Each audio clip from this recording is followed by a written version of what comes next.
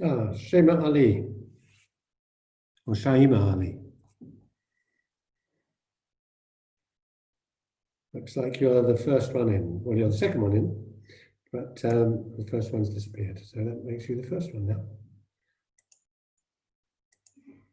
Can I ask you to unmute your microphone so we can say hello?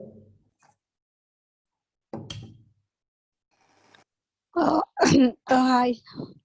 Hello. Is it Shaima? Yeah, Shaima. Good. Glad I got that right. Just tell me, Shaima, can you hear me okay? Yeah, I heard you. Good. Okay. Just want to check because sometimes people have problems on the webinars. Okay, good.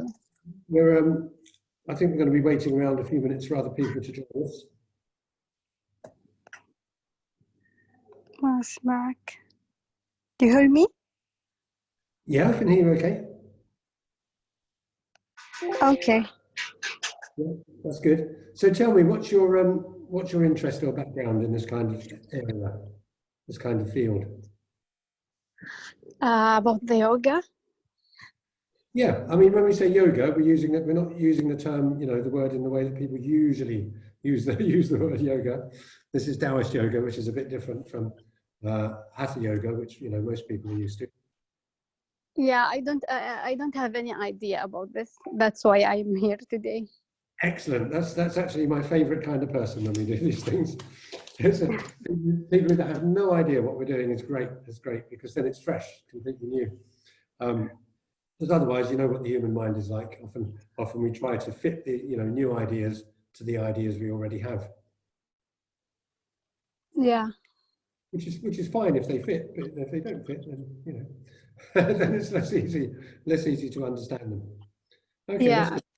Now tell me, are you the kind of person who's going to put your video on during the webinar, or are we just going to see your name on the screen? Sorry? Are you the kind of person who will put your video on during the webinar, or are we just going to see your name? I told you my name. Okay. I just always like to know because it's always good if you can actually see people and you can establish a bit more rapport. But some people don't like to do that on the webinars. Yeah.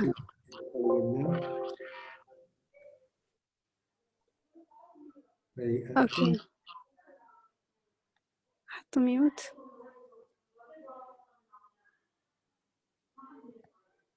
Okay, I'll say goodbye temporarily, Shaima.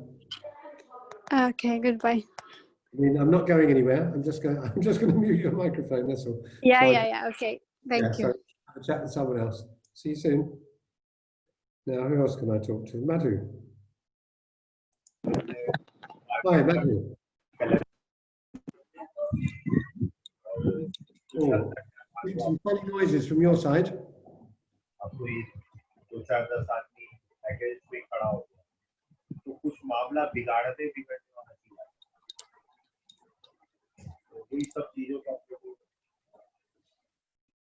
Okay, let's see who else we've got. Who is this? Faye Atkins. No, before that we've got Nessun. Is that Nessun? Naheem. Is that Naheem? Let's see if I can get to say your name properly.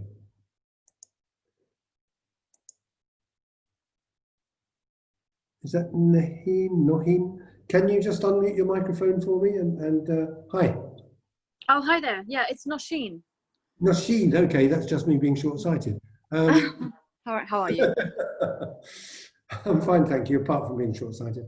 Sorry. Okay, so you're Nosheen. Good. I do like to be able to say people's names properly because I think it's usually important, isn't it? It is, yeah. So tell me, I'm just having a chat with people as they come in, just to find out who we've got and so on. Yeah. I mean, I was quite interested in the Chinese yoga. I mean, I didn't quite understand. I've never actually, again, I'm into sort of yoga. I do yoga, but Chinese yoga, I wasn't very familiar with. I didn't know whether we are actually discussing or are we actually going to perform, do Chinese yoga? No? Am I wrong completely?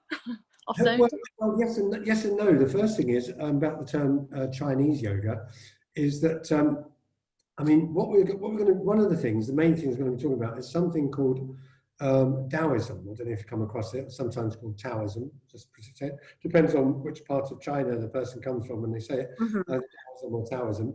But you know, there is a parallel system in the traditions of China to the systems in India, and of course there are parallel systems in Tibet and in some other places.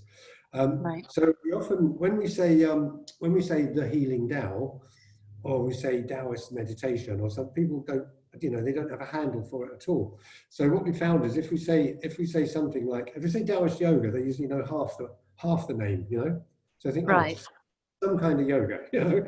so they've got it there. But then if you say Chinese yoga, it gives them an idea it's from China. But what we found so far is that unless people have an idea of what it already is, then whatever we call it doesn't help that much. So, so Right. be prepared So to learn. is it more of a sort of mental, like on a more sort of a mental level? It's not obviously physical, No, I take it. it does also have a very physical aspect, Right. Okay. but not in the same way that Hatha yoga does, that the Indian tradition does. Right. Okay. I should have done my research then, perhaps. But it's good to know. I don't think you should. I think that's what you're here for. Let me Yeah. do the Yeah. No. Absolutely. Yeah. It's good. It's a new thing that I'll be just discovering today, so that'd be great. Yes. Yeah, I've done the research already, so you know, just no need for you to do it as well. All right. Fair enough. Yeah. You can just be here, you know, and you'll learn what you need to know. Now, just tell me, are you the kind of person who's going to put your video on, or are we just going to see your photograph during the I think it's the photograph for now. It's fine. But yeah, that's me. Mr. Okay. Phil. Yeah. I just always ask people that question. I mean, it's not as if it's not a deal changer or anything, but it's always nice if you can actually see people and establish some. Yeah.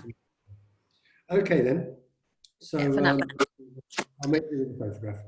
Okay. I'm just going to mute your mic and then see if Yeah, I'll do that. Phil, thank you very much. Okay, Bye. you're welcome. Now we've got Faye.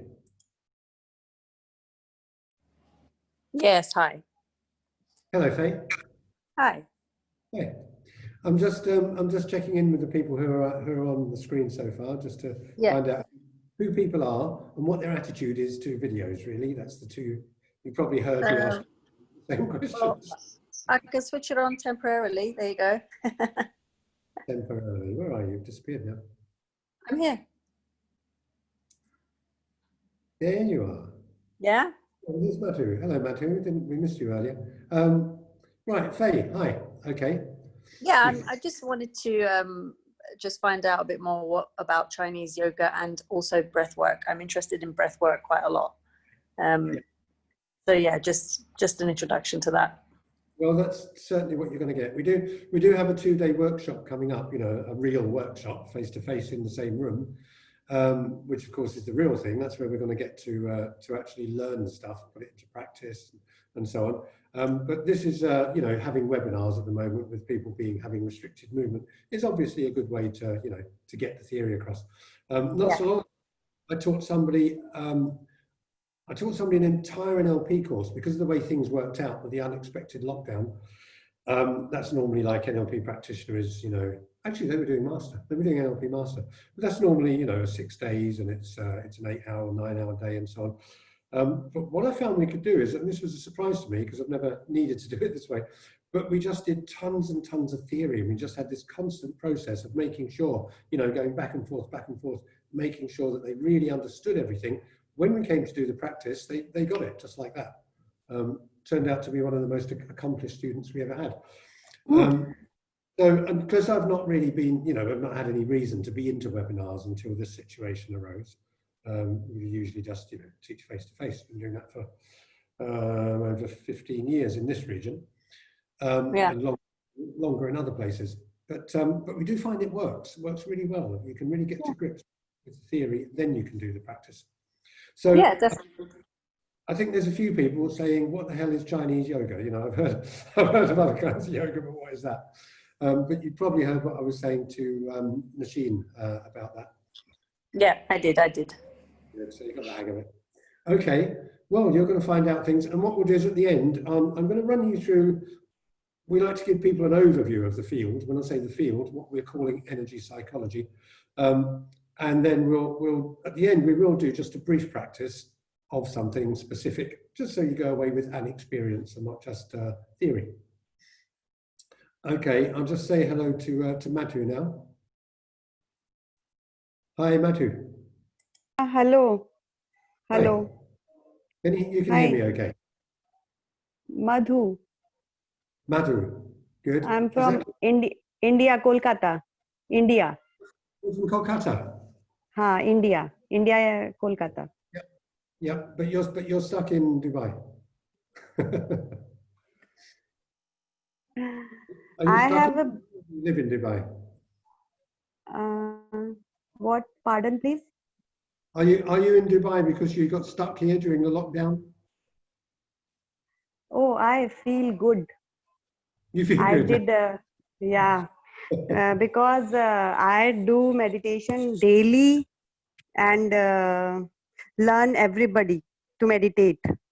Ah, good. Okay. Well, you can learn some other ways of doing that kind of thing, perhaps. Okay. Thank you. I'll just see. I who else. have problem of breathing.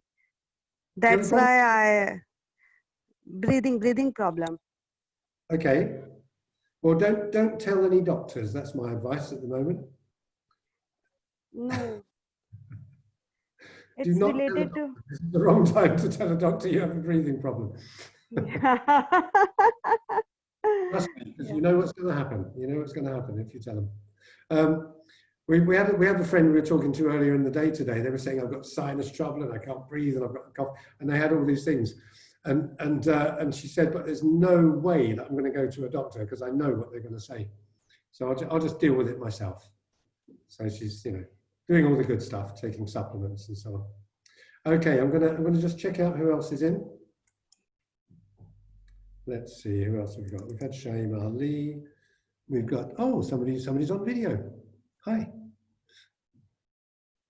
Hi. Hi. What's your name? I'm a bit short-sighted, so I'm staring at the screen close up. Is that Lyra? Yes, Lyra. Hi. Hi, Phil. Hi, Lyra. Just saying hello and just sort of checking in with people. So, do you have no idea what Chinese yoga is? I have no idea, but I've heard of Taoism or Good. Taoism. Okay. But that makes And you immediately then. I practice yoga, but lately I've been trying to learn a lot of theory part of it, and especially the right breathing exercises. Yeah, there's oh God, I mean, there's so much to say about all of those elements. We'll be able to say some of them this evening, and then if you have questions at the end, we can talk about these things in more detail. Yes, please.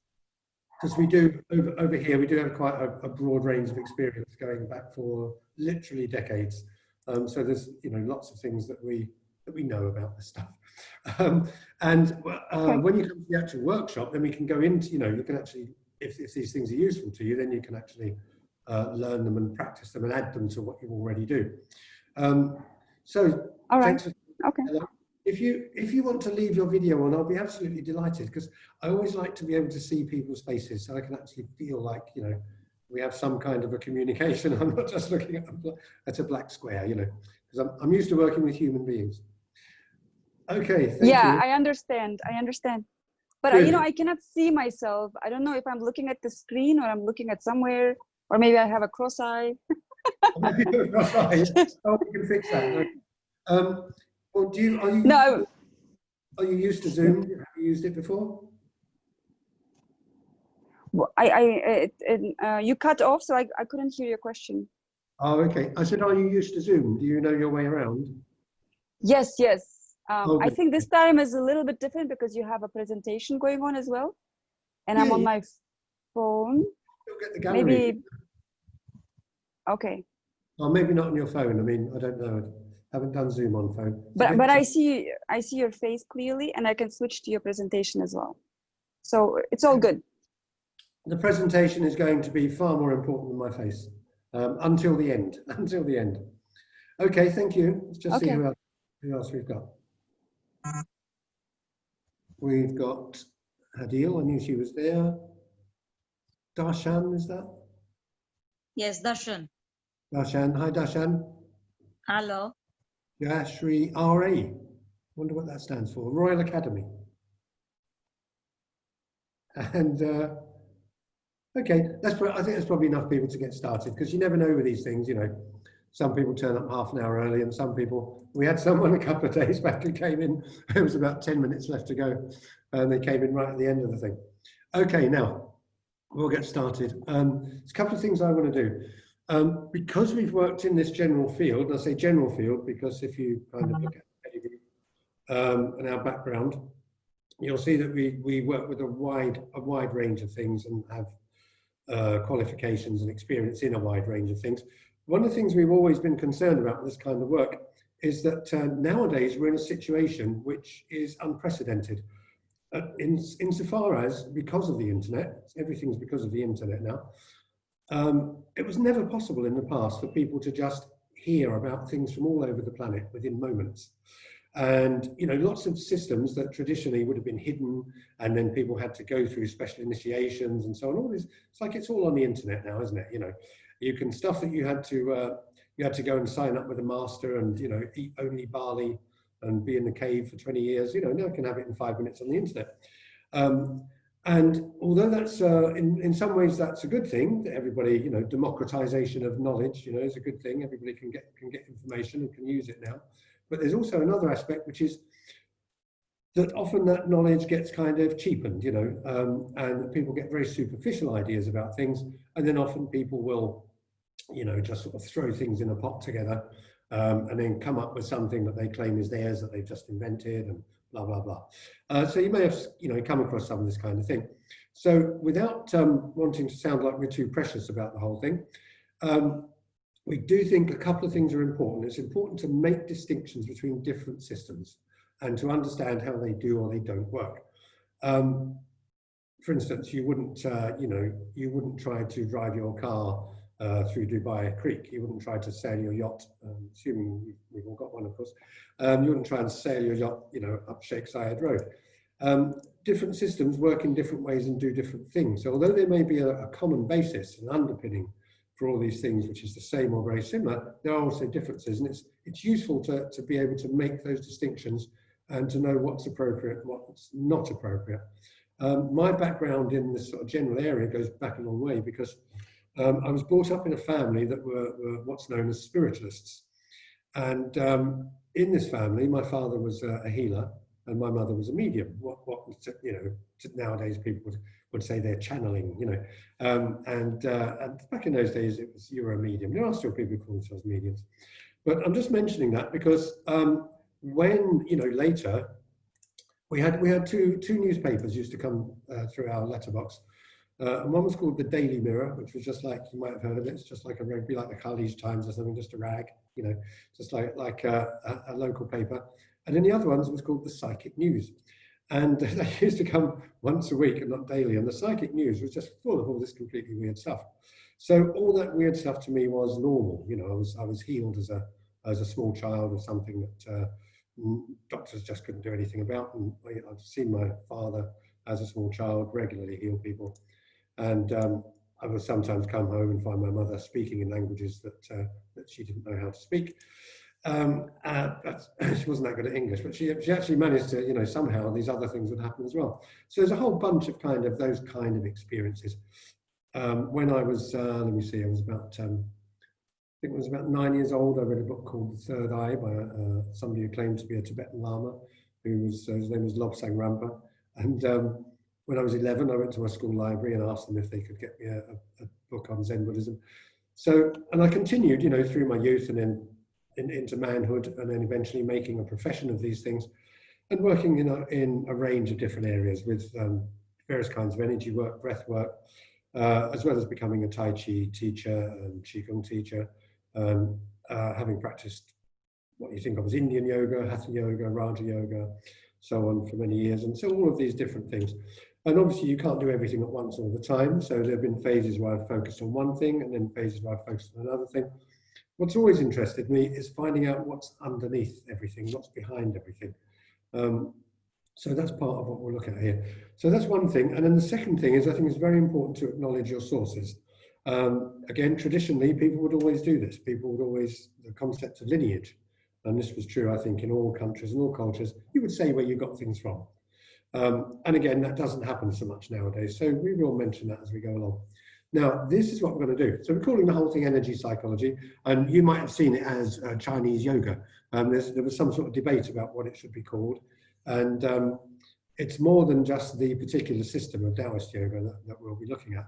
So there's a general approach here, and then we'll go into a couple of specifics, and then we'll conclude with an exercise. Now, we can't do, somebody was asking me earlier, you know, is it, are we going to do physical exercises, and is it a physical thing, you know, like hatha yoga? Yes and no. There is a physical aspect. But it's not like hatha yoga, and we can't really do the physical stuff in any depth, you know, on a webinar. We do need to get together in person and actually be in the same room together. Then we can do those things properly. So, and again, this is one of the problems is that you get people kind of giving themselves back problems because they've been learning hatha yoga or Pilates only online, you know, without actually being able to have somebody there physically to correct their posture and to make sure they're doing things in the right way. So I'm going to divide this whole thing that we're doing into what I like to call traditional, what I like to call intuitive, and what I like to call scientific. Now, the intuitive and the scientific approaches are modern. They're contemporaneous. They're what people are doing now. And the traditional, the historical practices are obviously the things that people have done down through time. Now, before we go into that, I want to introduce you to what I like to call the energy deniers. You know, you get like Holocaust deniers and climate change deniers and, you know, all kinds of deniers. Well, there are some people, scientists generally, but some of them people like Darren Brown, who say that really none of this stuff exists. You know, there is no energy, there is no other dimension, there is no, how you breathe makes no difference and all this kind of thing. Now, one of these, you may have heard of some of these people. We know of them all quite well for various reasons. Richard Dawkins, he loves to go around. He's a real kind of God basher, you know, he likes to go around kind of dissing everybody who has any kind of belief or faith or thinks there's anything beyond just a purely physical existence. So that's Richard. He's an interesting person to read, and he's an interesting person to watch talk, because you can watch how he does his best to be very logical, but there's one little bit where the logic's missing, which is often the case. It's like when people talk about, I mean, I'm not selling any kind of religious belief or spiritual orientation here, but I do think, for instance, that one thing that most atheists overlook is that atheism is a belief. Because you could never really prove stuff like that, and that's a no, you know, you can't prove for or against. You simply have people's own personal experiences, and that's another in another part of the work we do. We use something we call the three realities model, where we look at, you know, it's not a matter of if something's real or is not real. It's a matter of which kind of reality is it, because they're not all the same, and they work in different ways, and they're appropriate for different things. Don't mix up your subjective reality, for instance, with your objective reality. If you're driving, it will become very, very important. And pray that if you have an operation, your surgeon doesn't mix the two up. You know, we don't want people experiencing within themselves to make them think that that is how things actually are physically, necessarily. That might be an issue. This is Susan Greenfield. She's a neuroscientist. Same thing, same basic idea. You know, there's nothing but everything that people experience that people call spiritual, psychic, and religious, and all these things, energy and so on. Susan will say that's your brain. She's a neuroscientist, so you know she has a bit of a bias there. So it's just your brain. Your brain does these things. Of course, there are other people who have an entirely different opinion of what the brain is and what it does and how it works. And then Darren Brown. If you haven't seen Darren Brown ever, do go on YouTube and have a look at Darren Brown. He's absolutely extraordinary. He's what they call a mentalist nowadays. It's like what used to be a stage magician, combined with a mind reader, combined with a yogi, or a fakir, more of a fakir than a yogi. And he does all sorts of astonishing things.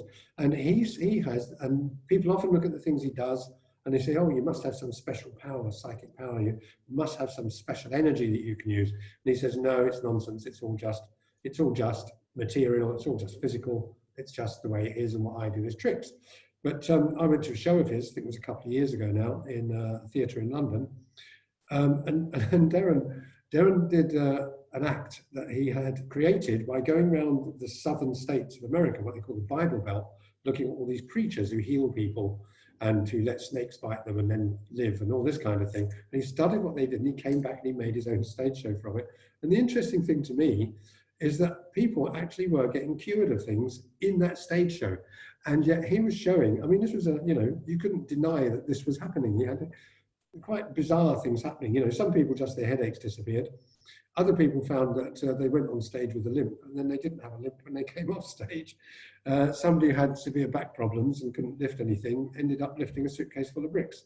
So, maybe it was all just sleight of hand, maybe it was all just illusion. But it did strike me, watching all that it might be a good idea sometimes if people actually did just step out of what they normally think, allow themselves to consider something else. Doctors and scientists have been going on for years and years and years about the placebo. And all drugs have to be tested against a placebo. And as you probably know, a placebo is when somebody believes something will work, 30% of the time it will. And people have actually cured themselves of all sorts of things just by believing in something. And they continue to do it every day of the week. But nobody's actually studied the placebo. This is what they should do, because the only person that I know who's really done this is Dr. Joe Dispenza. And if you look at his work, he wrote a book called You Are the Placebo. Saying, in other words, is that if we have the ability to do that in our own minds, well, then wouldn't it be a good idea to find out what the technology of that is? How is it that people can actually cure themselves by drinking a glass of water because they believe in the water? How is that? Perhaps that's a skill we could learn. And for many years, he's been teaching people how to do that. So wanted to get those people out of the way, just to say that as well as the kind of thing that we're into, there's also people who are, totally materialistic. And it's only when such people have an experience often that goes outside what they're used to, then sometimes they start to think in a new way. And it's always a good idea to think in new ways, because then new things might happen.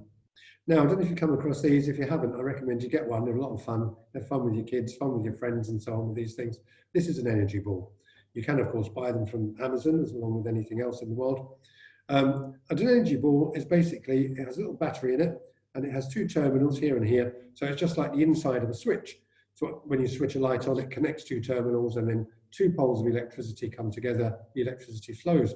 And what's fun about this, you see in this picture, when you touch those two at the same time, a light comes on. You could soon get bored with that. But if you take it out among your friends, and we always used to use these in classes, and when we were talking about energy, we would demonstrate this to people, and people would often be quite, stunned by finding out that you can have anything up to 30 or more people all standing holding hands in a circle. And what you do is, with two of the people, you make a break in the circle, and then with two of the people, you have them put their hands on the energy ball. So one's got one thumb on one side and the other's got the thumb on the other side. And then what you would do is, obviously the light would come on, and it also makes a bleeping sound. And then what you would do is you would randomly get someone else to stop holding hands, and the flow of electricity would stop. And they would hold hands and it would come on again. And so everybody would go, oh, that's amazing. And then we would, which it is really. And then we would do things like we'd have them somebody would touch somebody else's face, or somebody would just touch somebody else's elbow or back of their hand, or anything at all. Because any contact at all, physical contact at all, and the electricity would pass through every single human being in the circle. So we do know that human beings are transmitters of electricity, and we can demonstrate that very easily. And we also know that we're not only transmitters, but we're also generators of electricity. And we also absorb electricity, and that's important for a number of reasons. It's also going to become much more important in the near future when 5G is rolled out everywhere, and there's specific reasons for that, which you might want to start looking ahead to protecting yourself from. It's not superstition that electrical devices can cause you difficulties. It's been known scientifically since the 18th century. So for 200 years, people have known that electricity, as well as being a wonderful thing, can also give people problems. So it's not news that your phone might create problems, or your Wi-Fi. As they step it up, it will create more problems. And one of the reasons for learning about your own energy body is it would probably be a good idea to strengthen your energy body so that it can deal with the increasing electrical stress that's been put on it. I think it's going to be a while before your average doctor accepts the fact, one, that vitamins make a difference, and two, still having a struggle with that one, I think, and two, that things like electricity can actually affect your health, for good or for ill. So I'm going to divide it into these three categories. So we've got what I'm calling modern scientific, Seldon Becker, James Oshman, then McTaggart, the practice of biofeedback. Then we have the modern intuitive, and I'm going to really, because of time and because it's this webinar, we'll just have a look at Donna Eden. But there's a whole field of that kind of thing going on nowadays. We'll have a quick look at EFT, emotional freedom techniques. And then there's what I'm calling historical and traditional. And I'm going to look briefly at the two main traditions, Indian yoga and Chinese Qigong, or what has come out in some places for this webinar as Chinese yoga. It's reasonable to call it yoga. It's a reasonable handle to get on it. So let's have a look at these people first. So now, it doesn't tend to become mainstream news. You don't tend to see it on the TV too much or in the newspaper. You don't even get it on the internet a lot unless you actually, we're probably the kind of people that would look for it. But unless you look for it, you don't necessarily find it, which is strange if you think about it. There's a bias there because a lot of the work that these people have done is absolutely groundbreaking and has changed people's lives on a massive scale. So really, it should be front page news, along with O.J. Simpson and the Kardashians and so on. So we'll look at three of these people. Now, if you look at what some of these people have done, you've got over 100 years worth of research going on here into the nature of what we're calling loosely energy, which is basically electrical energy. In this case, bioelectrical energy. Now, here's Seldon and Becker. I read this book back in the 80s sometime, I think it was, or maybe a bit earlier. The Body Electric. It's really worth having a look at because these guys are just scientists. They're not, they're not mystics, they're not yogas or anything else. They're just straightforward scientists, and they became intrigued by the electromagnetic body that human beings have. And they were intrigued because they were studying lizards. And as you all probably know, lots of lizards can completely regrow an arm or a leg or a tail or whatever, whole big chunks of their body. And Seldon and Becker were looking at this and saying, well, if lizards can do that, why can't human beings do that? This should be possible. Now, there's a lot, and it actually is possible. And there is some research that's been done where people have found that by, if somebody's lost a thumb or a finger or something, if you put that within the right kind of electromagnetic field, they do actually start to regrow that item. And of course, ultimately or ideally, we'd want to be able to be doing it for ourselves. Now, we have the same bioelectrical bodies as lizards. They look something like this. There's also more detail, but they found there are positive poles in the crosses. You notice that these correspond with three of the major chakras, the positive poles, and then you have the negative poles, just like in a battery, and these correspond with what often people call the smaller chakras or the lesser chakras, the palm of the hand and the soles of the feet. So these are the eyes of Tara, if you're into Tibetan Buddhism, and this is called Yung Quan, which is a major energy point, bubbling spring in the Chinese system, where the earth chi, the earth energy comes in.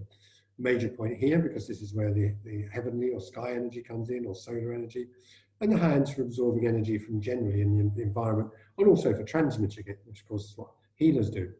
So these guys looked at it as scientists, and so they're worth reading because they just give you the hard facts. And they came up with some really interesting and useful stuff, and that stuff all ties in with what our traditional yogis and sages and mystics have been saying, sometimes for thousands of years. There's an almost perfect correspondence. And I will touch on that again later, because one of the things that they say really does tie in with a very ancient tradition from India. So we know these fields are there. Now, I don't know if people may have looked into some of these things. This is some of the work that Oshman has done, James Oshman, and it's worth having a look at his book. Lots of people have studied brainwaves now, and this one up here, the gamma, is a relatively new one. And these ones we've known about for a long time, and probably know, this is quite common knowledge nowadays, I think we always teach this stuff. Beta is your normal brainwave, and it looks like this. So that's your brainwave pattern when you're thinking about what you're going to have for dinner tomorrow, worrying about how much money you've got, thinking about what somebody said to you yesterday and what they might say tomorrow, and blah, blah, blah. It's just nonsense. It's usually, for most human beings, our brain, when it's not being used in some way and focused in some way, it's like a kind of a maniac on amphetamine who's got hold of an old-fashioned radio, and they're just twiddling the dial, and there's just all this random information coming along. Now, what we do when we get people to meditate, and they first did this stuff, I think, back in the 70s in California, in the USA, psychologists started to get hold of Buddhist monks, and they started to get hold of yogis, and they would wire them up and find out what happened to their brainwaves. Why were they different? How were they different from the rest of us? And this is what they found, is they would go into a different frequency. And this is what alpha looks like. And then we have a deeper state again, which is theta. And you see in each of these, it gradually starts to level out. It gets slower, the peaks get further and further apart, and corresponding with that is the state of mind the person's experience gets calmer and calmer and calmer. And finally, this is deep relaxation. This is the kind of deep meditation. This is the stage where your mental imagery is more real to you than what you actually see if you open your eyes. This is the state that people call hallucinations, when they can't switch it off. Of course, if you're an accomplished meditator or a yogi or something, that's fine, right? You can switch it on, you can switch it off. You can make that choice. It sometimes happens to people that it happens and they can't control it. Then they get labeled as mentally ill and so on. Not mentally ill, they just experience something that's a natural function of the human mind. And this, of course, is dreams. You know, when you're in a dream, you have a vivid dream, that is completely real to you. That's this level of brainwave frequency. Now, the deepest level, the deep dreamless sleep, this is where your body gets regenerated. And this is where there might be a lot of mileage for us to all learn how to do this, because this is where our body regenerates, when there's absolutely nothing going on. It's left to itself, it can replace its cells, it can do what it needs to do. When we're up here in these frequencies, it can't do it so well. Up here, it can't really do it much at all. So we have to go down into these other frequencies. And this again is why meditation, which is going to take us down to these two levels if we get good at it. This is why meditation can actually heal people of things sometimes. It gives your body that opportunity. That's one of the reasons it can do that. Down here in Delta, this one's very interesting to me because it is deep dreamless sleep. Now, you might have come across the term samadhi in the traditional Indian system, particularly with a Hindu orientation, traditionally, historically. The first level of meditation is known as dhyana, and dhyana is simply when you learn to focus. That's the very first thing you do. You focus on the breath, you focus on the end of your nose, you focus on the candle, just find something to focus on, you learn how to focus. I mean, that's not really meditation in a sense, you know, it's practicing focusing so that we can then choose to focus somewhere that is going to make a difference. And there's somebody called Sri Hans, who is he's dead now. But he was the father of a teacher that we were privileged to learn from for some years and to be led by. And somebody once asked him what enlightenment was like, i.e. what samadhi is like. And he said, it's like being completely, totally, deeply asleep at the same time as being wide awake. Now that would be this. So I like the way that those two things corresponded. And notice that all these things, we're talking about energy and we're talking about bioelectricity, we might experience this as a state of mind, we might experience it as imagery, we might experience it as being relaxed or in the flow. All these things are also electrical frequencies passing through our brains and our bodies. Up here's the one they discovered recently. This is a strange one, because this is where people get extremely intuitive. If you go above beta and you start to move really, really fast, you don't experience it as being as you would do here, as it being fragmented. If you go fast enough, you actually get into another level of understanding. And this would be like where you get to extreme flow and where people just know things and they intuit things. So all sorts of interesting things happen up there. But again, we need to practice some kind of meditation and focus to make any of this happen. Now, externally, it's also interesting. Sound, this is what sound waves do to your brain. And in each case here, what you've got is you've got a bell. This is on an oscilloscope recording the sound frequency. So the top one in each case is the sound frequency, and the bottom one is the brainwave frequency. Notice anything? Because what I'm sure you'll notice is they're almost identical. So in one case, you're talking about somebody hitting a bell or a gong and making a sound. And then in the other case, you're talking about what happens in your brain that's being measured with an encephalograph. And look at how close they are. So this is why, of course, in all traditions and religions and so on, we always have chanting or singing, or we have bells, or we have gongs, or we have something. There's always a music there as an aspect, because people understood, probably intuitively and not scientifically, what that did. Another interesting thing about electrical frequencies and what we're calling bioelectricity, some of it you could call geoelectricity if you like, is what's known as the Schumann resonance. Now, I think everything has a frequency, and we actually experience those frequencies of states of mind and body. the Earth itself has an electromagnetic field in the same way that a human body does. And when it's a human, we tend to, traditionally we call that an aura. Nowadays we call it an electromagnetic field in scientific terms. The Earth itself has an electromagnetic field. It's called the Schumann resonance. And the Schumann resonance is anywhere between 7.83 hertz. Hertz is just how you measure electricity. Have a look at a book on Teach Yourself Electricity, Electricity for Dummies. Hertz is in there along with watts and amps and ohms, all ways of measuring electricity. This measures the frequencies rather than strength. And it's anywhere between 7.83 and 20.3, which you'll notice is the range of about halfway through theta, all the way up to somewhere into gamma. But there's a weird thing that's happening at the moment, the time we're in, and you might relate to this in some way when you think about this. For as long as we know, the Schumann resonance was stable at 7.83 hertz.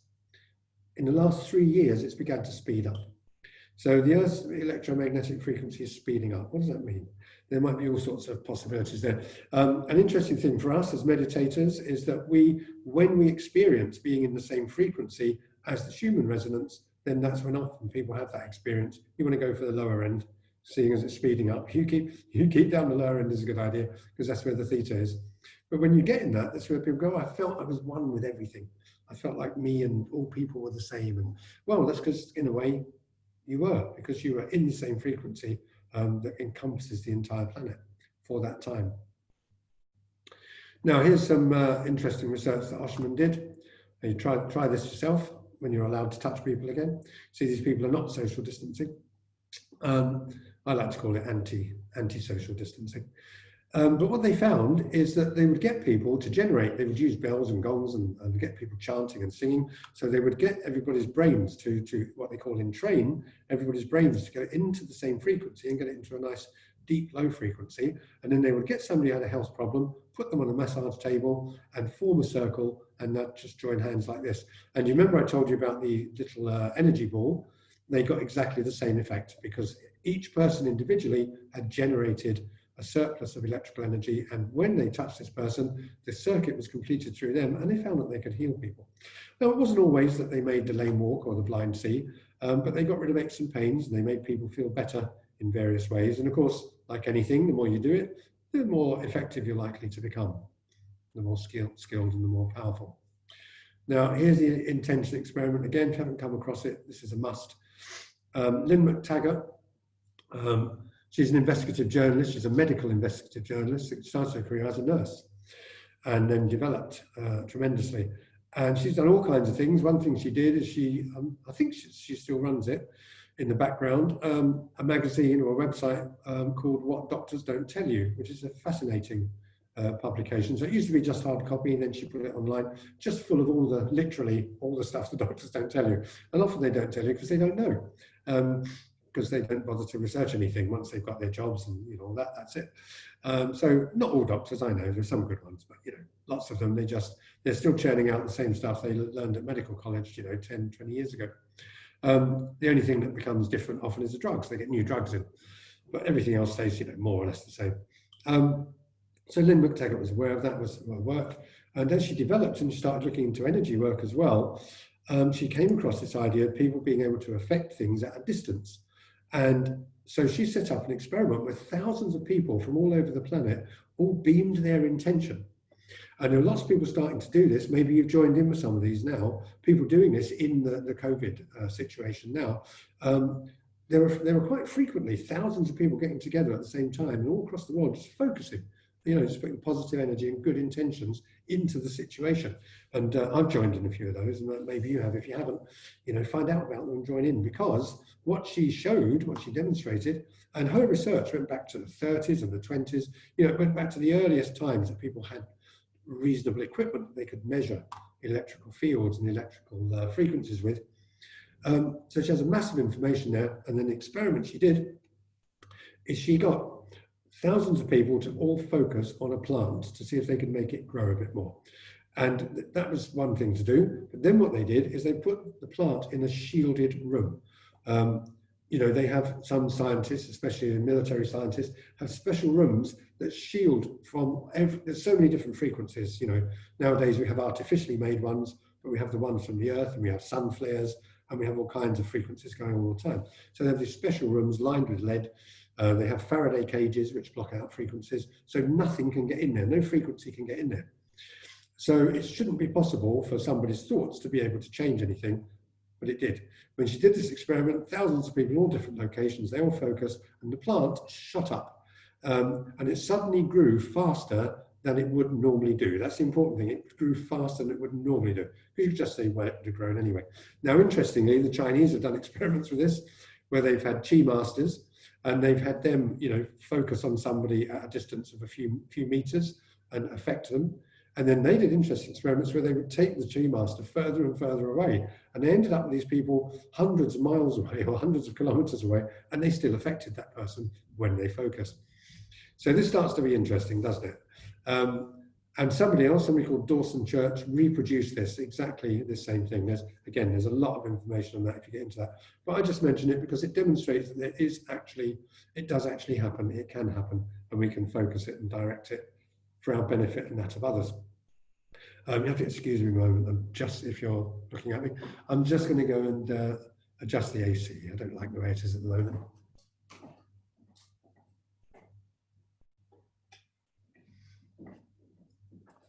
Seems to me like the AC is always too cold or too warm. Never seems to be right. The more people you have in a room, the more often it's not right for anybody. Now, modern intuitive. Now, this is the kind of modern intuitive to me is a category. Remember, we're just going through categories here. We've done the scientific, the people who study it and measure it. And I mean, all these things we're talking about here are the tips of the iceberg. There's a mass of information and practices that you can do, stuff you can learn in each of these areas. Now, the modern intuitive. Now, there are some people who just get it. They just find that they can do certain things, and they go ahead and they do them. And some of these people, they hear voices or they have guides or, and some of them don't. But Donna Eden was one of these people. The way Donna Eden, so by modern intuitive, I mean, they didn't set out to become a healer or to understand or know these things. They weren't necessarily interested even in these things. And for some reason or another, it happened. And what you'll find when you look at people's stories in this way is the reason it often happened is because they had some problem that they couldn't get fixed. And this is what happened with Donna Eden. So Donna Eden was sick when she was very young. She had a heart attack by the time she was about 18 or 20 or something. She had the sort of arthritis that people get when they're 80 or 90. Even as a young person, she was just chronically sick and she couldn't do anything about it. She went to regular doctors, what we call allopathic medicine. She went through all the alternatives and nothing made any difference. And so eventually she thought the only thing I can do here is if anybody's going to fix it, it'll be me. It gets interesting. I've made similar decisions in myself in the past and cured myself of things that doctors couldn't cure me of. And in another case was enabled to do something that I shouldn't be able to do. I'll tell you about that another time. But this is what Donna did. So Donna went and lived somewhere very simply, and she just ate organic vegetables and she just drank water and had teas. She did all that clean stuff, and then she started to just really pay attention to her body and to the sense of energy in her body, and she began to realize that she could actually change the way the energy moved in her body. And the result was she healed herself. And she not only healed herself entirely from the inside out, just through her own understanding and application, but she not only did that, but she found that she could then show other people how to heal themselves. So not the sort of person who went and put her hands on people and healed them or anything, but who taught people techniques that they could do themselves. So that's why I've got her in there as my favorite modern intuitive. But there are many other people like this, and maybe we could all be these people. Now, this is what she sees. She says she sees this when she looks at a human being. She calls it the Celtic weave, because the Celts, who are the ancient people of Ireland and Scotland and Wales and Cornwall, parts of Europe, the Celts used to produce patterns which looked a bit like this, only more organised, patterns of things weaving in and out of each other in complex ways. So this is what she sees. So you can see there's no sort of chakras or meridian system or anything. She just sees like a massive energy, and it seems to be centered here and to pour out of people in all directions. And that's what she's working with. Now, I'm going to just look at, go into a little bit what I'm calling the historical traditional approach. Now, this is Sri Swami Yukteswar, who was the guru of Paramahansa Yogananda.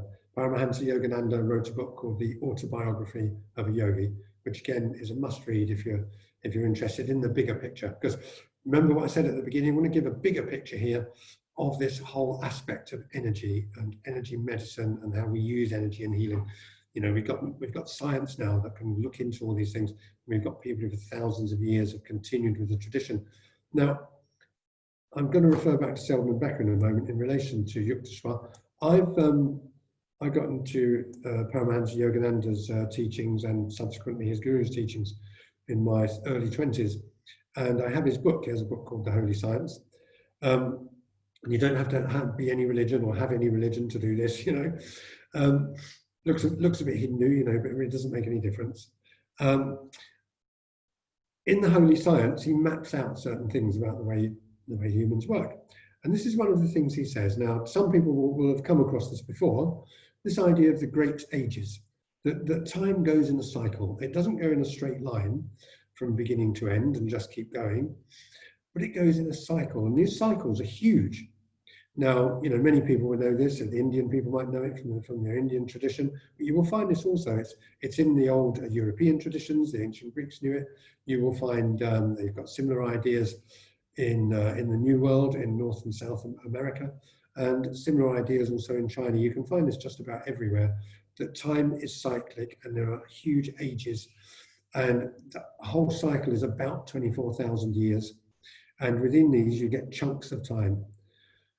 And within these chunks of time have names. And we're just going to look at what is the traditional Hindu system. So this guy died sort of in the 1920s, 1930s, I think.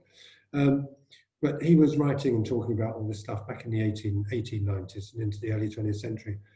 Now, here's what he says. Now, you have to imagine, we all know the Earth goes around the sun.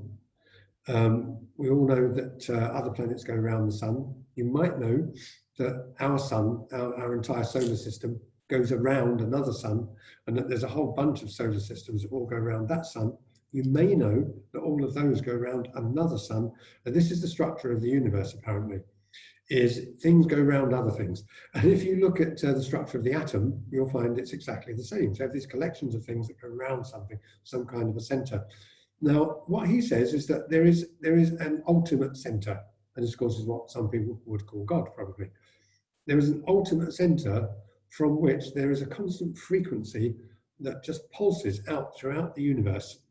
And this is the frequency that people tune into when they go into really deep meditation. They might tune into the earth frequency or other people's frequencies, but then ultimately it's possible to tune into that. When you tune into that, then you are one with God. Then you do have the highest state of consciousness. You're in samadhi or nirvana or enlightenment or whatever you want to call it. And what he says is that frequency is there all the time, pulsing out, and it's pulsing through people, same as your mobile phone pulse does. And it's pulsing through the earth. And the thing is, there's a question of how sensitive you are to it, how much you can tune into it. Now, this is what they also say in this tradition, these great ages, this is the nearest point. Because everything's going around everything cyclically, in this great 24,000 year cycle, there is a time when we on the earth are at the closest point. Now, at that time, we receive the maximum of that frequency, of that energy. And at that time, it's very easy for people to be spiritual. It's very easy to be enlightened. And people are all on a completely different level. However, because it's a cycle, gradually that is lost, and gradually people go down, down, down, down, down. You get to what they usually call the Kali Yuga. The Kali Yuga is when people have lost it. They no longer have any understanding of spirituality. They have no understanding of energy. They become completely materialistic. And then, because it's a cycle, so that's there because that's the furthest point. So as everything in space moves through these big cycles, so we are affected. So it's much harder down here to tune in and to be spiritual and so on. However, because it's a cycle, it starts to climb up again. Now, this is the point at which he wrote the Holy Science. That was 1894 right now. So if that was 1894, we're probably about here now. We're somewhere around here, a few thousand years to go. So what he's saying is as time goes by, we're on the upward side of the cycle. It will become easier and easier and easier. However, it's a very long cycle. The important thing is we do not have to wait for the whole universe to get around that cycle again, because we can start to focus now. So we can learn about energy, we can learn how to generate and strengthen our energy bodies, and we can learn how to apply that spiritually. We don't have to wait for the big cycle. So let's have a look at what they say in two of the oldest traditions, which is the Indian tradition and the Chinese tradition. So in India, you have this idea of prana, which is this energy. People usually translate it as breath around, got a question mark. I'm not sure that's true. I think there might be something more to it. It's often translated that way nowadays, kind of a more materialistic way of thinking about it. In China, you have qi, and in Japan, ki. All basically the same idea of bioelectricity.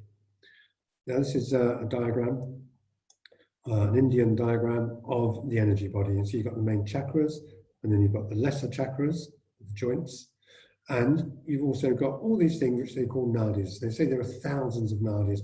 These are the fine filaments that go out into the space around us. So this would be your energy body or your aura. This is what we can now begin to measure with the equipment that we have.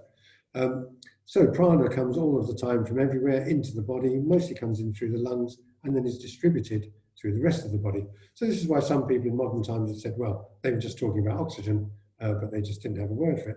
But you know, every oxygen molecule also has an electrical structure. So maybe we're also talking about something else. Now, people usually just talk about prana, and you have the practice of pranayama, of controlling the breath. Once the prana is inside the body, though, it's considered to be divided into the vayus. So there's 5 different kinds, and they do 5 different things. And here's 4 of them there. So we won't go into a lot of detail on this, just to consider that these are different energies, and this will relate to the Chinese system. Oh, by the way, when we looked at the great cycles, and I talked about the pulse coming from some ultimate sort of galactic center, some ultimate cosmic center of the universe, this is what Selden Becker also say.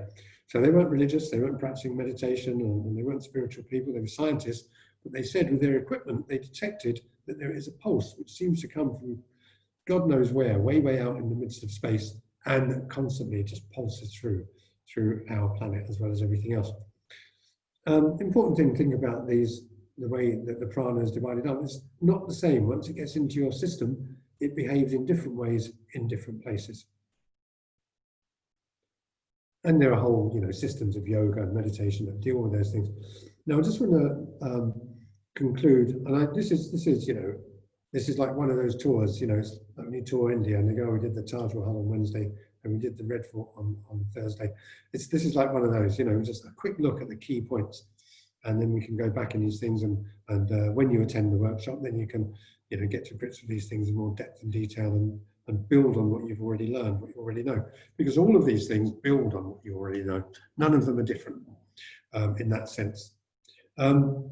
More information about the same thing. So I've got this diagram here to illustrate the fact that in the Indian system, the traditional Indian system, the idea is raise the Kundalini. And some people, talk about that very specifically, have very specific exercises. Other people are just sort of aware of it as a process in the background. Some people don't even use the word. But I think everybody has the idea what we need to raise our energy, to ascend our energy. And then when we get to the top, it goes out the top of the head. And this is when we get enlightenment. This is where people see light. This is where people go when they have outer body experiences, when they nearly die and so on. So up here, so that's the aim there, is to raise concentrate all the energy, raise it, get up and outside and go into that other dimension, go into the higher space and stay there. Now, the Chinese tradition, we have a different approach to ultimately the same thing. Now, this is the Chinese pictogram for qi. Now, people just use the word qi nowadays in they use it generally to mean it's like electricity running through your body and your meridians, the wiring system. But there's a whole complex concept in Chinese with this, as there are with many things in Chinese. Because what it actually means is rice being cooked, and there's the steam that comes off the rice is the thing that you want. So they're talking about a process of inner purification, for which again there are specific techniques. This overlaps with the Tibetan system as well. So here you have a fire. This represents fire. This part of the pictogram represents a tripod, represents a little thing that you put over the fire on legs with a round space on top. And then you have the rice, which you put on top of that in a bowl or something. And then it gets cooked and up rises the steam. Now, this is important because qi is not just qi. Qi is what happens when you purify your energy from the base energy, the basic kind of energy. You create qi out of that. And then finally, you create shen, which is a higher kind of energy. So there's another whole aspect to this. Now, this is the Taoist Yoga part. Now, in this system, what you have is a different approach. I'm sure you've all come across this, you know, about acupuncture or shiatsu, maybe you've had some. Now this is usually acupuncture practitioners and shiatsu practitioners are talking about the 14 major meridians. Now, you notice they don't really have these in the Indian view of things. They have the main chakras, and you might have one or two big meridians, like you get the ones that run down the side usually, which they call the Ida and Pingala. They call it stomach meridians in the Chinese system. But in this system, you have all these fine channels running all over the body, and they all do certain things. They relate to certain organs. And then we have the two major ones, which are used not so much in acupuncture, perhaps, as they are in the actual Taoist yoga. And I say perhaps, because it depends. Now, you might come across this, the 5 elements theory, and you might want to think back to how in the Indian tradition, you have these 5 different kinds of prana. Once the prana gets in the body, it goes into 5 different areas. Now, the Chinese, you've all seen this on your acupuncturist wall, I'm sure. And the Chinese, again, in the Taoist tradition, Taoism being this ancient system of philosophy, medicine, and so on from ancient China. They talk about there being 5 kinds of energy and how these 5 kinds of energy relate. Now, the important thing from our point of view is 2 things. One is that each of these produces a negative as well as a positive emotion. So each kind of energy. So the earth element, which is the spleen and stomach, the negative side of that is worry. However, and that will be stored in the stomach, meridian. And the negative side of metal, which is the lungs, is grief, depression, those kind of feelings. Now, the thing is, it doesn't on this chart give you the positives, but there is also a positive for everyone. So if you can generate, so anger, for instance, which is the negative aspect of the liver and gallbladder, but we have ways in the Taoist system for cleansing these negative emotions, if you like, and for replacing them with positive emotions. So instead of anger, you will have patience, and you have calmness. Now, over here, I've just put this little diagram in here. Relating to these things, we have, and this is one of the things we'll be teaching you on the course, we have the 5 or 6 healing sounds that for the main organs, and then a 6th one, which is for the space, because there's always a space. Everything exists within space. And what we will teach you, this is where the people are saying, is it like, you know, is there any way like sort of Indian yoga, Hatha yoga? Yes and no. This relates to the pranayama aspect. We're talking about breath control, using the breath. We're talking about making a specific sound that has a certain effect, which is like mantra yoga. We're talking about the breath, which is like pranayama. And we do have particular postures and movements we do, but they're not as extreme or demanding as the Hatha yoga postures, which, as far as I understand, the main purpose of the Hatha yoga postures is to loosen up all the joints so that the energy can flow freely. But there's always more than one approach to doing these things. Now, these exercises, and we're going to do one of these exercises to conclude in a moment. And then if you have any questions or comments or anything, we can have a chat about that before we conclude. So these are what we do within this system. Now, we're intending on this workshop to teach you a whole bunch of stuff and to show how these things interrelate. So as well as this, which is a system in itself, we're also going to be teaching you EFT, and we're going to be looking at biorhythms and biofeedback. So we're going to weave all these things together into a coherent whole with techniques you can learn and use fairly easily. But we don't have time to do all of that in a webinar. So we're focusing on this one so you can get the idea, and so you can begin to practice one of them and get the benefit. So we talked about the 6 healing sounds. We also have a practice called the inner smile. And we also have a practice called the microcosmic orbit. So this one is a sort of preparation. This one is where you start to do meditation, and this one is where you really do meditate. This one is kind of between meditation and you know, physical practice, between meditation and the breath work here. Oh yeah, I say breath work. We also have other ways of working with breath, which have their own place, which again can overlap with this. So what we're going to do with it now, I just mentioned, let's just go back again. I mentioned when you see the diagram that we had earlier, where you have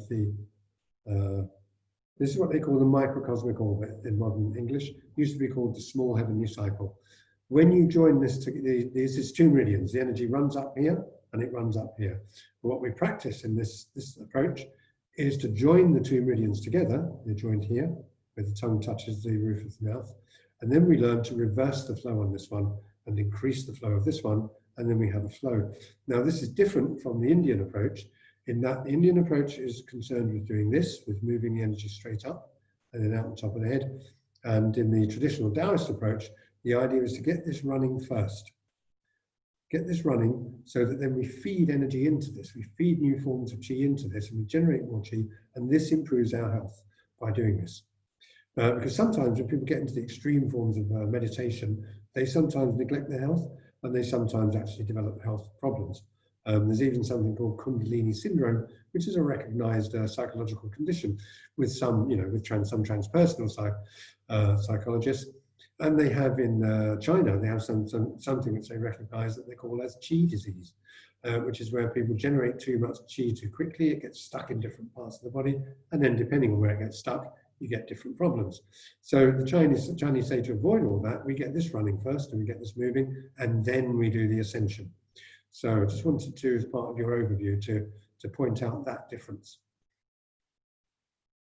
Because we're all going to the same place, we're all going the same way, and there are different ways of getting there. And sometimes it's also a question. I've come to think this very much over the years. It's a question of each individual finding their own way. And that's an easy thing to say, and it's a glib thing to say, and it's also a true thing to say, because we're all of us starting from a different point.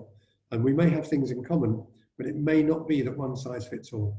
And it may be that somebody needs to learn something from some system and then go and learn something from some other system. And who could know that apart from the individual? And we have so many things to choose from nowadays. So part of our intention in doing this and in doing the actual workshop for you is to be able to get that distinction between different things so that people can make informed decisions and informed choices, instead of saying things like, oh yeah, I did meditation for a while, but it didn't really work. And so then I did something else, but now I'm a bit confused. Because we hear those stories a lot. So that's the microcosmic orbit, learning how to join these main channels together and to circulate the energy. And then also, so you know what this is as a theoretical idea, you know what this is as a theoretical idea, and then we have the inner smile, which we'll do a little practice of in a minute if you're ready. So here's what the Taoists were thinking of doing. And in fact, Taoists still are thinking of doing it all over the world. People are practicing this. And I learned all this from somebody called Mantak Chia, Master Mantak Chia, who was, I did say we'd acknowledge sources, who is a Thai Taoist master, Chinese Thai Taoist master. And so in that system, you get to this point where you can consciously and deliberately, instead of it just happening to you, you consciously choose to go up into this other dimension, symbolized here by this figure. And if you look at the Tibetan tradition, the Mahayana Buddhist tradition, you'll find something very, very similar going on there as well. Now, what I want to do, I want to get us all to, just to conclude this experience, to do something with the inner smile. So you just have an experience of that. Now, in order to set you up to be in a positive frame of mind, I'm going to recommend that you do this just for a minute or so, and I'll just talk you through it. So this is the point where I would like you to put down anything if you've been taking notes, or put your coffee or tea aside if you've been doing that. Just put everything aside, take a nice deep breath now, and just relax. Just let all the tension flow out and just relax. And begin to feel your body a little bit heavier, your hands a bit heavier, your feet a bit heavier. And begin to feel like it's very easy for your eyes to close, knowing that, as we all know, that inside all of us, there is a light. And that light is just waiting for us to notice it and to look at it, just waiting there, even when we're not aware. There are some scientists nowadays who are saying that the reason we can see is actually not because light comes into the eyes, but we can see because light goes out of the eyes and illuminates things. And that's a really interesting idea. And again, that goes back to a very, very ancient tradition. But we do know there's a light in there. We know that the pineal gland registers light. Nobody knows why it registers light, or modern scientists don't anyway, yet. I think they'll come across that eventually. But what I'd like to do, I want to show you how to do the inner smile, which is where we generate a positive experience and then we push it down into our body through our internal organs. But I want to set you up for that first, because what I'm going to ask you to do is to be able to generate a positive state quickly and easily. I want you to be in a good state of mind to start with. So we're going to do this. So I'll just talk you through this. Now, there's a point in here where it says, and thank you, God. If you don't like the idea of God, you can thank the energy or the universe or your higher self or your subconscious mind or your inner being or your spiritual guide. So you can thank whatever you like. It's the thanking that's the important part of it.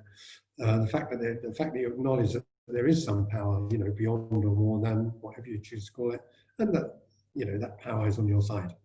So this is what we say, and this is a great thing to memorize and use in times of difficulty. I am now inside a sphere of light. And some people like to say bubble. Only light can come to me and only light can be here. And thank you, God, for making it so. So I'm just going to take you through that a few times just so that we set a positive state of mind, and then we'll do the inner smile. This is only going to take, 5 minutes or something. But this isn't the inner smile, okay? This is just something I've added in to prime us for being positive. So here we go. So just take a look at this and be aware that that is inside you. And you can either look at this, or you can do that thing that you do when you stare at a candle. And you can look at that, and then you can look inside yourself and see it there. So just allow your eyes to close and just focus inside. And just say to yourself, I am now inside the sphere of light.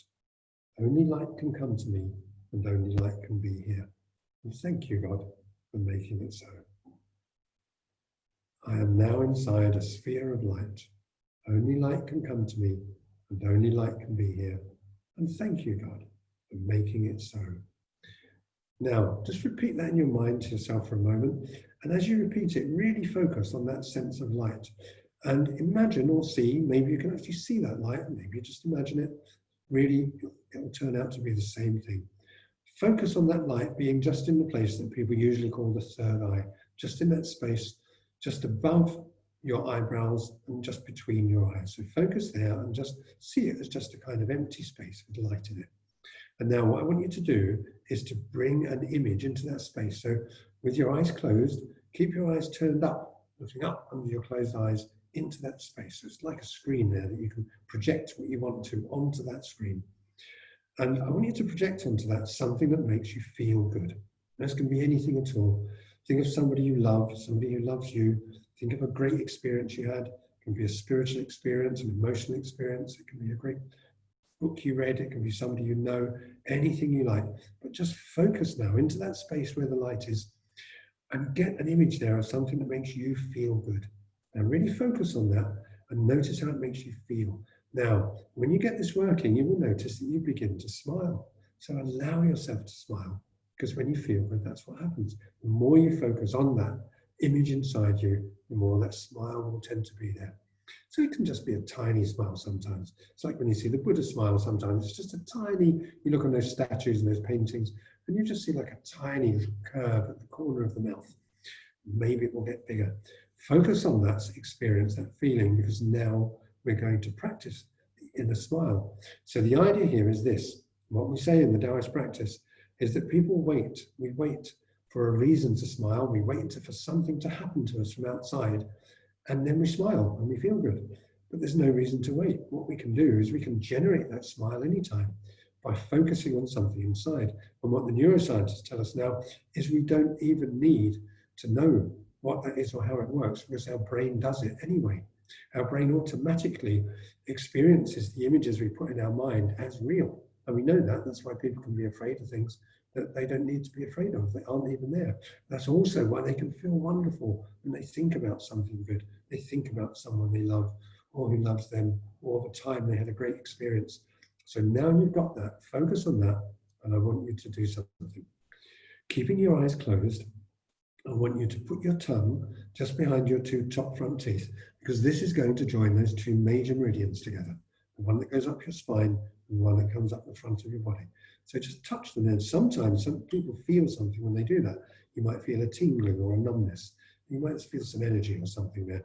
Whether you do or not, it's fine. The energy is there. You may or may not notice it. Keep your tongue there, and now turn your eyes down. Turn them down, still with your lids closed. And as you turn them down, focus the energy down inside. Now what you're going to do is you're going to take that smiling energy and push it down. So use your focus, use the intensity of your mind, looking down into your body. So imagine you can see into your body and you're pushing that smiling energy. So you're smiling down into each of your internal organs. You're smiling down into your throat, down into your lungs and into your heart, down into your stomach, all the way down through your intestines, all the way, right the way down to the very bottom. And notice how that feels. And notice that you can have those organs, noticing that you are smiling at you, noticing that they can smile back at you. So you can get a good feeling going. Because one of the things we also say in Taoism is the organs feel like they've been neglected because we're always up in our heads. So we need to get back in there and make friends with them again and get them on our side. So having done that, just come back up again with your attention, keep your eyes closed, and put your attention back up into that screen on your forehead. And this time, I want you to again put that picture there with the same one or a new one. Just make it strong, make it stronger. And as you breathe into it, do the same thing. Now turn your eyes down, get that feeling of that smiling energy. And this time, push that smiling energy down through the center of your body. So the last time it was your lungs and your heart, your kidneys and so on. And this time, I want you to push that smiling energy down through your esophagus, down through the place where you swallow, and right down into your stomach and down into your digestive system, and all the way down through your colon, right the way down. So this one goes down through the digestive system. And when it's all the way down at the very bottom, then just smile a bit more. And then bring that focus, that smiling energy, all the way back up to the top. And we're going to do this for the third and last time. Now, that picture again. Look up under your closed eyes, look at that shining screen, make that picture big and bold and strong and clear. And as you focus on it, get that smiling sensation inside your body, at the corners of your lips. And turn your eyes down, and now again, focus down inside you. But this time, you're going to go all the way down through your spine. So you're going to go down one by one through the vertebrae. Feel the energy going down one by one between your shoulder blades and down into your lower back, and all the way down right to the bottom, right through the sacrum, between your hips, and then all the way down to the coccyx, to the very tip, that tiny tip of bone. And smile down at that, and then bring your attention all the way back up again. So I told you that was the last time.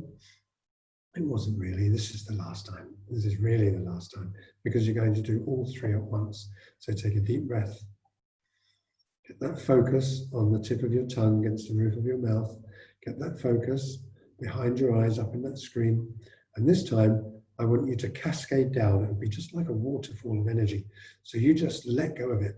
But last time you pushed it down. This time, it will go by itself. So just focus down inside and allow that energy to run down through all three channels at the same time. So it's going down. So you're bringing together your energy and your imagination and your breath all at the same time. And allow that to cascade down through all of your internal organs, through the whole of your digestive system, through all of your vertebrae, and to meet at the bottom in your perineum. Right down at the very bottom, where your legs, where your leg joints meet your pelvis. There's a point there where there's two channels joined together. Focus there. Notice how all the energy is collected there, and then just bring it back up. Now this time we're not going to bring it all the way. Just bring it back to your navel. And then just put your hands over your navel and just focus on concentrating the energy there, because the navel is a good place to store energy. Too much energy in other places can be problematic. If you focus it in the navel, it'll just make you calm and strong. So really focus there in the navel. Okay, and just take a couple of minutes to do that. And then when you open your eyes, if you like, you can just rub your palms together, make them a little bit warm, put your palms over your eyes just to relax them. Then open your eyes and bring your attention back into the room, back at the screen. And here's how you might have looked. Not exactly like that, but this is my favorite picture of a smiling baby. That smiling baby is still there for everybody. So that's everything I wanted to introduce you to give you an overview and to look at the way that we work with these things. And what I'd like to do now is to get questions from people or comments. This is the time when you can unmute your microphone and we can just have a chat about things before we conclude. So anybody would like to say anything? Anybody like to ask any questions about those things?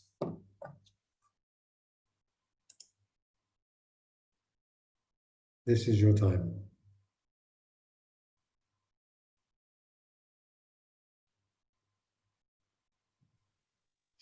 Can I ask a question, please? You certainly can. Where are you? Lira. You're RA. Are you RA? Yeah. Okay, RA. Yes. What's the question? So my question is, how can we cleanse our energy field from any negative energies? And how can we control our chakras or block them in order not to absorb any negative energies from people or from the environment around us? Great question. Very important question. And you remember I referred earlier to the electrical stress that we're all under nowadays from all the electrical devices. You may have read about this or heard about this. You know, lots of people are talking about it. It's becoming more intense. And I think it's going to become more and more important that people do what you're talking about there. Because this is a new thing. We didn't used to have this. So it's going to become more and more important to make our own energy bodies stronger. Now, this is one of the things, you'll find this in many systems and you'll find different approaches. Now, one of the things that we say within the Taoist approach is that the stronger your energy system is, then the more automatically it will repel those things from outside. So we've got two things, haven't we? We've got the influences coming from outside. By the way, I would relax. If you're getting negative energy from people, that's not going to be anything like 5G or 6G. So you can kind of, you know, start to they can go in the background, you know, because this is going to become for all of us. If you see the science on what these frequencies do to your body, it's pretty serious stuff. And nobody's going to tell you that. They're just going to tell you have to have the latest phone and everything, you know. Just like they didn't tell you about asbestos or tobacco or anything else, or lead, or, you know, vaccines, or with mercury in them. They don't tell you these things. But the process that we've just done is part of the process. Do you like this picture, by the way? I love this. Is part of the process for doing that. I'm going to go back a few slides. Now, for a start, every time you do something like this, every time you choose to focus on something that is positive, and I like this because it's simple, it's effective, and it addresses all of the aspects of how we work. Something like that will automatically do it. Now, if we're going to get specific, this is exactly what we're talking about. When you talk about cleansing your energy body and so on. Let me see, where are we back? Back another one. Okay. Now, just think. What we're saying in this system is that negative energy, you know, you can call it negative energy. I don't know how much you know about Chinese medicine, but if you talk to, you know, a good Chinese medical practitioner, I don't mean necessarily just an acupuncturist, because sometimes some acupuncturists just learn acupuncture kind of by numbers. So they know where to stick the needles, but they don't necessarily know all the spiritual stuff or the energy stuff behind it.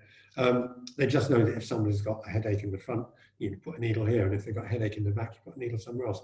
But the guys who really know their stuff, they will talk about it in these terms. Now, when we generate negative states of emotion, those negative states of emotion are also energy. So if you look at an acupuncture manual, they don't have a distinction in traditional Chinese medicine between mental illness and physical illness. They're simply the same things.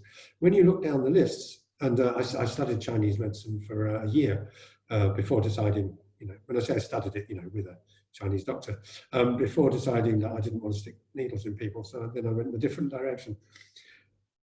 But what you'll see is that these things are all considered to be the same. They all go together. So for instance, the anger will build up in the liver. It will build up, and you can look, if you want to relate this to the Indian system, to the chakras, go and look at the chakra. Which chakra corresponds to the liver? Because you'll find that if you look at the chakra system, not just a traditional way of thinking about it, but also the scientific work that's now been done as well, you will see that people are relating each of the chakras to one of the hormonal centers, you know, one of the endocrine glands that secretes a certain organ, and also to, you may know this stuff already, and also to a particular physical organ that has a certain function. So each of these ways of breathing, when we do these techniques, each of these relates to the 5 elements, which in turn relate to a negative emotion. Now, there's always more angles to this, you know, because you can choose whether to be angry or not. You can choose what you do in your own mind to generate more anger or less anger. But in terms of releasing what's already there, this is what these things have been designed to do.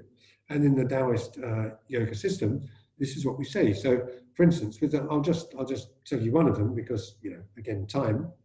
But for instance, the lung sound. Now, the lung is where you collect those kind of feelings. You know, you collect feelings of grief, of sadness, of loss, and ultimately of depression. And when you see people who get into those states a lot, you will see that they start to collapse like this. The lungs start to collapse in on themselves, the head and the shoulders go down. And when people are kind of full of energy and everything, well, then they come up again. Now, the opposite of these negative emotions, according to our system, is courage. Now, when you have courage, you face life and you get on with things and you overcome the grief and you overcome the depression, you make things happen. So courage is the opposite. So yes, we may be able to change things, you know, as we can start to resist. You know, it's a terrible question in a way because there are so many aspects to it, but there are many ways. You know, you can use NLP techniques mentally to change this kind of thing. You can use EFT techniques to get the meridians freed up and working. And ideally, this is why we have the workshop we have in this way, ideally you can learn how to use all of these things together. Looking at this one though, is that when you do, these things are called the healing sounds. You make a certain sound and the sound has been designed to have the effect of expelling the negative energy, of expelling the stale chi, and each sound is for a particular area. So the sound that you make when you do this one, so this is a bit like, you know, the idea of mantra and sound frequencies affecting things.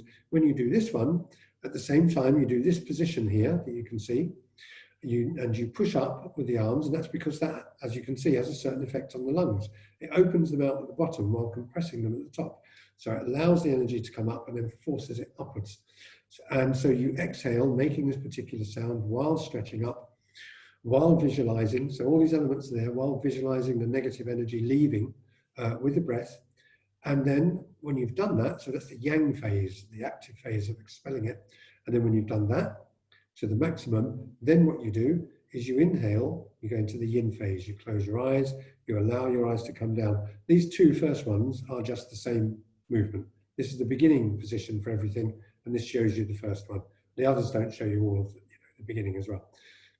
So then you come back in, and then you take a few slow, calm, deep breaths, and you visualize into your lungs the appropriate color. So each, it shows it as gray here, which is misleading. It's actually white, but they've done the diagram on a white background, so it would have been invisible. But that's their mistake, not mine. I say they, whoever put that diagram together. And so then you visualize, and you visualize the animal that relates to that, what some people call a totem animal, and you visualize the white color filling the lungs. Now, by doing all of these things, you do exactly what you were just referring to. You purify the system, that particular part of the system, of that particular negative energy, and then after you've done enough of those, you move on. Now, if you were somebody who had a lung issue, this is what this is what WHO should be telling everybody to do right now. You know, it's cheap, it's easy, everybody can do it, but that's why they won't tell you. Did that make sense to you, that description? Yes, thank you. You sure? Is there anything, any missing bits or anything? You okay with that? No, I was confused because I was confused about, you know, cleansing the energy. If the energy is stored inside of us, like it's coming from the feelings of anger and so, and the other energies that are external, like for example, when we were trying to make this exercise, I couldn't follow through because every time I'm trying to find the light and look at this part of the forehead where he asks us to focus on, Yeah. I'm getting an intrusive image. And every time I'm trying to picture something happy so I can pass it on to the rest of my body parts, it's not happening because of this block or the external image. So I felt like it's something external. Yeah, yeah. Well, thank you for sharing that, because that highlights, you know, if we were actually in a class here, you know, we could really go into this, because what you said there, it's a great description of something that happens for just about everybody to some degree. And that just does seem to be, you know, that's lifetime. It's like weather, you know, it's just there, you know, and we have to deal with it as it's there. Now it's true that things come to us from outside, and they come to us. One of the things I always like to tell people is that, you know, we are multi-dimensional beings. It's not one thing or another thing that's the problem. It's all of those things that are the problem happening simultaneously, you know, because there is a transmission between people of bioelectrical energy, if you want to call it that, or electromagnetic energy, or you can just call it energy or chi or prana, whatever you like. That definitely happens. And it's also true that we're psychologically affected by what people say. And it's also true that the way we respond inside makes a difference. Because once it's in there, once it's in our mind, it's in our brain, we then actually can choose to do different things with it. You know, we don't have to just let it be there. So there's at least 3 ways you can work with it. Now that's true as far as things coming from outside. And, you know, for most of us, I think, unless you're blessed, for most of us, you know, we've got bad things that come at us from outside in various ways from other people and so on. And these are, if you like, the sort of psychic equivalent of viruses and bacteria, aren't they? You know, the bad stuff that comes in, the pathogens. And some people categorize this, you know, they talk about emotional stress and psychic stress and mobile stress and all these sort of things. Now we can take control of all of those things, and we can change them, and we can change them because we're multidimensional. We can have more than one approach, and so we can work on things in more than one way at the same time. So with this, for example, yes, okay, that happened, and that's quite likely to happen if you've never done this kind of thing before, because we are automatically set up, the brain is automatically set up to remember and to reproduce the negative things we've experienced. Now that seems like a bad deal, doesn't it? But in evolutionary terms, it's there to keep us alive. Because if you just think about evolution, and if you think about how we developed, you know, from a primitive state and what life was like in the past and so on, the reason we're here is because our brains do remind us of the bad stuff. Now, once upon a time, that would have been, you know, being eaten by a tiger or falling off a precipice or, you know, being attacked by somebody. But for most of us now, that doesn't happen, but the brain still works in the same way. And so if somebody has been negative towards you to some degree, the brain will tend to just keep sort of reproducing that in order to help you, in order that you will remember it and not do it again. Now, the thing is that we can start to take control of is we don't need to keep being reminded, you know, we can let the subconscious do that. The subconscious knows that stuff, and the subconscious already knows how to type and drive and cross the road and, you know, do all sorts of clever things by itself.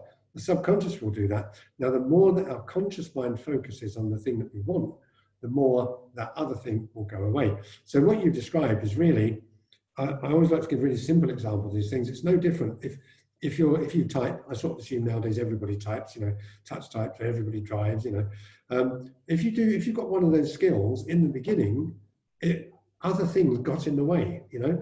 Every time you went to put your fingers on the key, there would be some other thought or feeling or memory or impression would get in the way, and you had to keep focusing to just do that.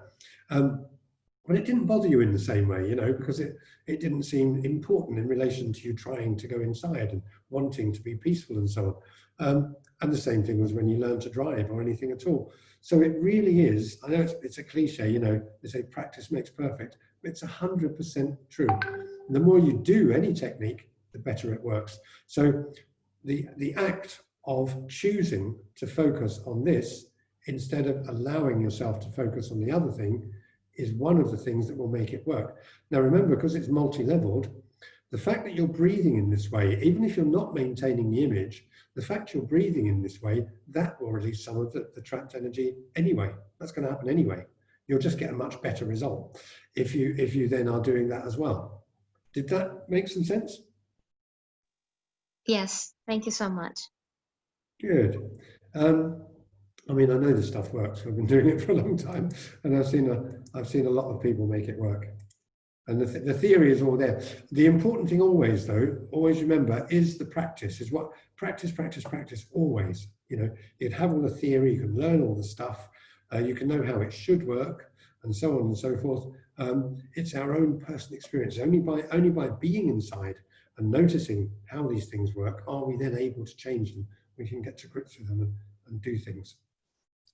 The only thing for me is when I get such an image or a thought, I am confused whether, I mean, I keep thinking whether I should try to stay present and try to meditate, because I don't know how to meditate. So maybe learn how to meditate and neglect the image, or I should pay attention to the image because it's coming up for a reason and I should listen to it.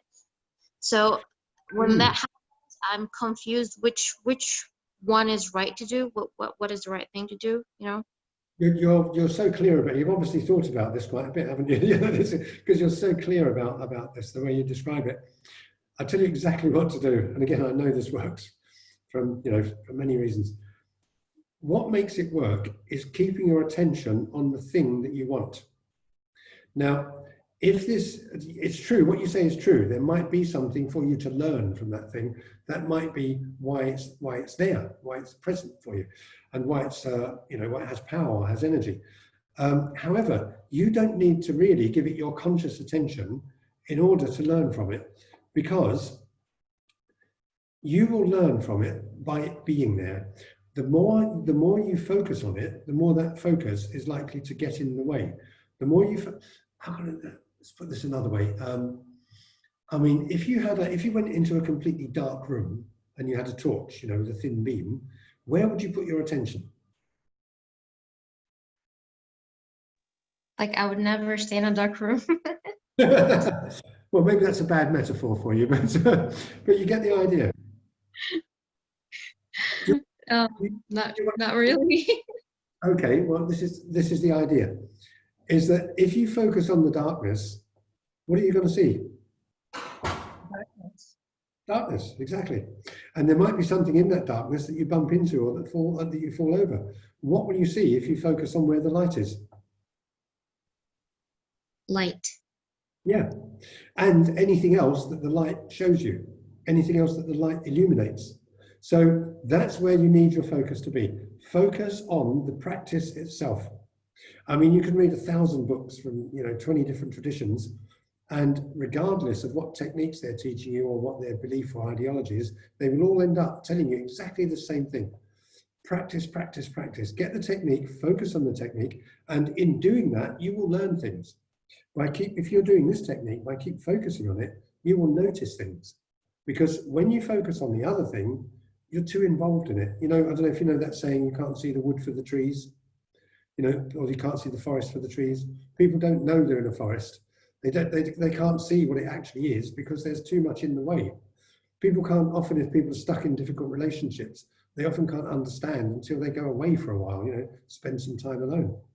When you're in the midst of anger, you know, or worry or fear, you can't really think clearly about things. It's only when you're out of that state, then you can reflect on it and you can come up with something new and useful. So that's my, you know, top tip, key recommendation, whether you do this or whether you do something else. And when you say, you know, you can't meditate, you don't know how to meditate, the first level, the first skill in any type of meditation is focus. Practice focus. And then what you're focusing on is secondary. You know, you can focus on the end of your nose, you can focus on your breath coming and going, you can focus on the idea or the imagination of light, or maybe you actually do see some. Yeah, you can focus on, you know, a deity, you know, something that's meaningful to you, like a perfect person or something. You can focus on anything you like. Actually, the important thing is the focus. So that's the way to go forward with it. Perfect. You make great sense. Thank you very much. It's like when I focus on the unknown, I'll know nothing. And when I'm being present, I'll focus on what I can see, what's certain for me, what's mindful, what's present. Yeah. Then I will get some information. All of this stuff is not different from what we ordinarily do. Do you have a second language? Do you speak more than one language? I speak Arabic. Okay, so Arabic is your first language? Yeah. Okay, I don't think you learned English by focusing on Arabic. No, I didn't. Exactly. Well, this is no different. This is no different. You learned English by focusing on English, and you will learn how to do this by focusing on this. Yes, correct. Trust me, it just seems different. It is not different. It seems different. but it's no different from everything else that you've learned in life. When we go inside, it's all the same. It's all the same procedures and processes. It just seems different. Well, thanks for the question. Thanks for yeah, thank you for going through that detail, because it's very useful to be able to formulate it in that way. Well, I hope to see you at the workshop. You'll be able to learn this stuff in depth and have no excuse for saying you can't meditate. And if I don't, have a good time anyway. But do practice this stuff, and if you don't practice this stuff, practice something else. Just get focused. Get focused. That's what changes everything. I mean, many people find it through prayer, you know, or some other thing that perhaps I don't know. I mean, maybe you already do that in your life, or maybe you did as a child. You know, it's all comes down to focus. Whatever you do, you know, you can be sitting meditating, and you can be thinking about your holidays and worrying about your job. You know, in which case you're not meditating. You know, you can be praying, and you can be thinking about these other things, in which case you're not really praying. Or, you know, you can be on holiday and you can be totally focused, you know. You can be having a dinner, you can be totally focused. It's the focused is what it's about. So thanks again. And I'm going to have to go now. And so have a good time. Hope to see you at the workshop. You too. Thank you so much. You're very, very welcome. Okay. Another question.